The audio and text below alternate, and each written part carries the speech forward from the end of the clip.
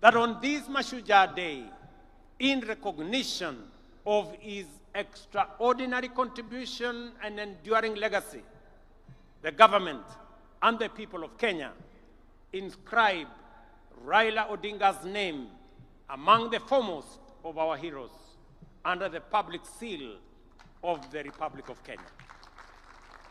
On behalf of a grateful nation and through the authority vested in me as President, I have today posthumously conferred upon the Right Honorable Raila Odinga the highest honor of the Republic, the Chief of the Order of the Golden Heart of Kenya.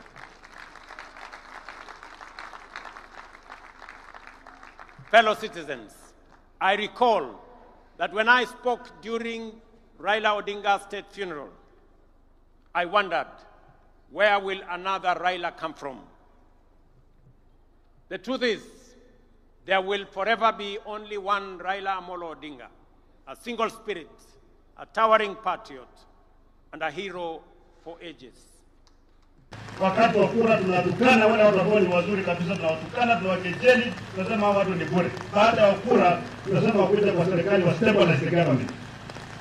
Hata ukitoa kule nje serikali itaweza kusimama. Kwani sisi hatuna macho, hatuna kila kuona viongozi.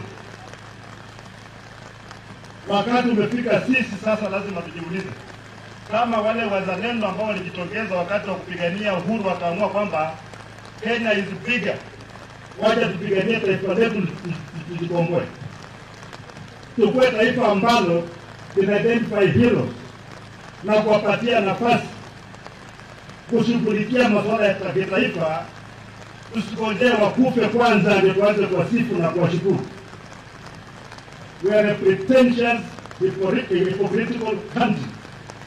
Ni nini tuzuia rais kwa mfano kupatia Raila CGA wakati alikuwa alive? Of what value is that matter to him now? Hata ivaa kwa shingo. Tunasema is costume for what? Tunataka kusema kwamba Raila alikuwa hai, hatuko tunaona mambo yake mazuri amekuwa nikayaona. Until our country stops being pretentious and hypocritical, ile mambo yote mazuri ambayo tunasema yote yatakutokomea kwenye kampuni la sahabu.